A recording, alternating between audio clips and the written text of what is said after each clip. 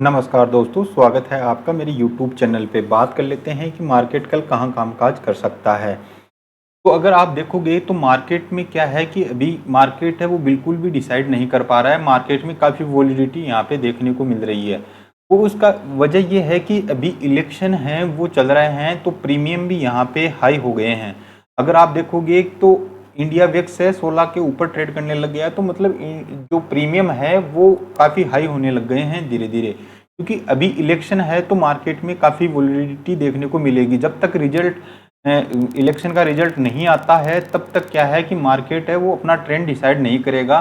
तो कभी मान लो कि 100-200 पॉइंट ऊपर, कभी 100-200 पॉइंट नीचे की तरफ मार्केट मूव करता हुआ आपको नजर आएगा। तो हमेशा क्या है कि मार्केट में छोटी छोटी क्वांटिटी, आप इस तरह के मार्केट में छोटी क्वांटिटी रखो और ट्रेड है अपने स्ट्रिक्टली एसएल के साथ ट्रेड को प्लान करो।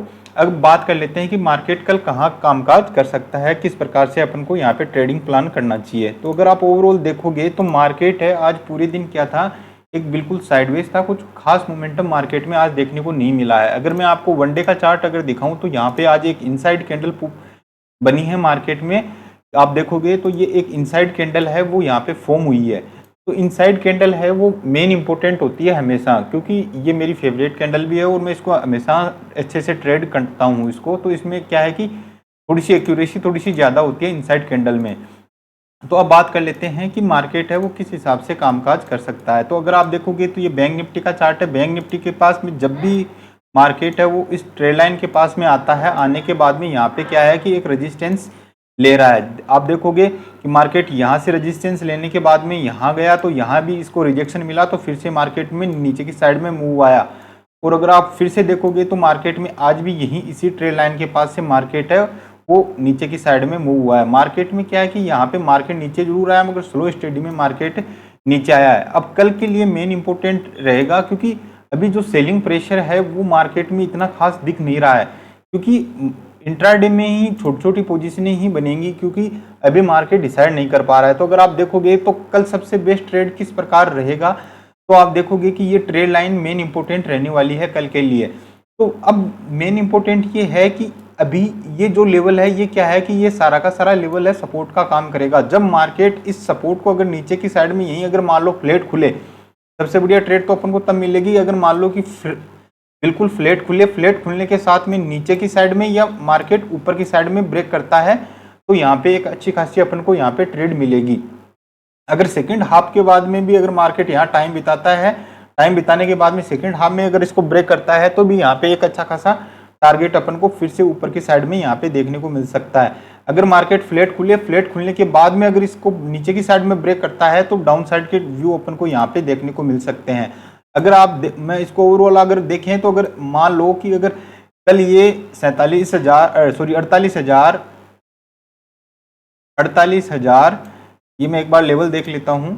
अगर यहाँ फ्लैट खुले, फ्लैट खुलने के साथ में ही मार्केट 48,700 को अगर मान लो कि नीचे की साइड में अगर ब्रेक करता है तो यहाँ पे अपन को यहाँ पे डाउन साइड की अच्छे खासे फॉल यहाँ पे देखने को मिल सकते हैं।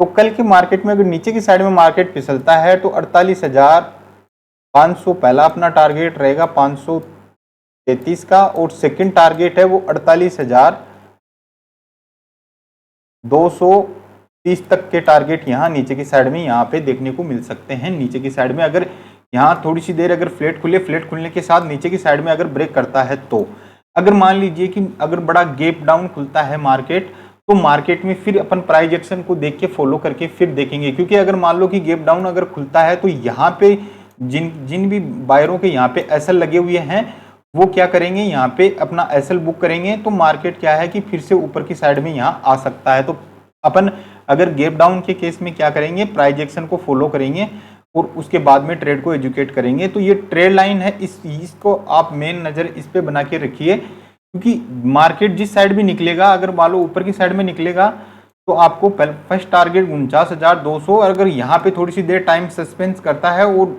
सेकंड हाफ बाद में अगर यहाँ से निकलता है तो 49,500 तक के टारगेट फिर से अपन को यहाँ से देखने को मिल सकते हैं। मगर मार्केट सबसे बढ़िया ट्रेड तो ये है कि फ्लैट खुले, फ्लैट खुलने के बाद में अगर ऊपर की साइड में निकलता है और फिर यहाँ पे आके 49,200 के लगभग यहाँ आके टाइम बिताए और फिर ऊपर की साइड निकलेगा मार्केट, तो 49,600 फिर 49,800 तक के लेवल यहाँ पे अपन को देखने को मिल सकते हैं। तो हमेशा क्या है कि अभी क्या इलेक्शन चल रहा है, तो क्वांटिटी को हमेशा स्मॉल रखो, जिससे क्या है कि बड़े नुकसान हैं वो उससे बचा जा सके। अब बात कर लेते हैं निफ्टी की। अगर निफ्टी भी देखोगे तो ओवरऑल निफ्टी में भी सेम ही कंडीशन बनी हुई है। तो निफ्टी के पास में भी ये एक मेन रेजिस्टेंस बना हुआ है, क्योंकि पहले ये जो सपोर्ट था, तो सॉरी रेजिस्टेंस था, रेजिस्टेंस के ऊपर जब मार्केट यहाँ से निकला फिर ये सपोर्ट की तरह काम करने लग गया था।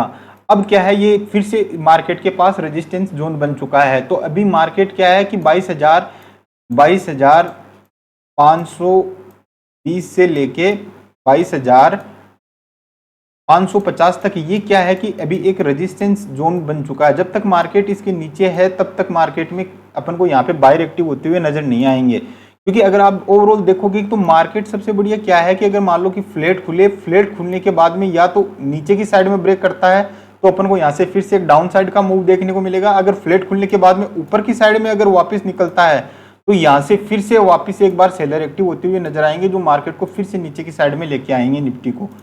अगर यहाँ पे अगर मान लो कि थोड़ी देर टाइम बिताए, तो टाइम बिताने के बाद में इस लेवल को अगर 22,553 को अगर यहाँ से निकालता है मार्केट, तो फिर पॉसिबल है कि मार्केट ऊपर की साइड में फिर से यहाँ तक 22,700 तक के लेवल वापस मार्केट अप साइड की तरफ दिखा सकता है। मगर सबसे बढ़िया बात है कि अगर मार्केट फ्लैट खुले, फ्लैट खुलने के बाद में डायरेक्टली अगर इस लेवल को निकालता है तो मैं इसमें इंटरेस्टेड नहीं रहूंगा। अगर मान लीजिए कि यहाँ फ्लैट खुले, फ्लैट खुलने के बाद में यहाँ पे थोड़ी सी देर रेजिस्टेंस के पास में यहाँ पे टाइम बिताए फिर इस लेवल को निकालता है, तो मार्केट में एक अच्छी खासी बाइंग मोमेंटम यहाँ पे देखने को मिल सकता है। अगर मान लो फ्लैट खुले, फ्लैट खुलने के बाद में अगर इस लेवल को नीचे की साइड में ब्रेक करता है तो अपन को यहाँ पे एक अच्छे खासी नीचे के लेवल के टारगेट यहाँ पे देखने को मिल सकता है। तो अगर ये एनालिसिस आपको अच्छा लगा हो तो वीडियो को लाइक कर दीजिए, चैनल को सब्सक्राइब कर दीजिए। मिलते हैं नेक्स्ट वीडियो में। जय हिंद।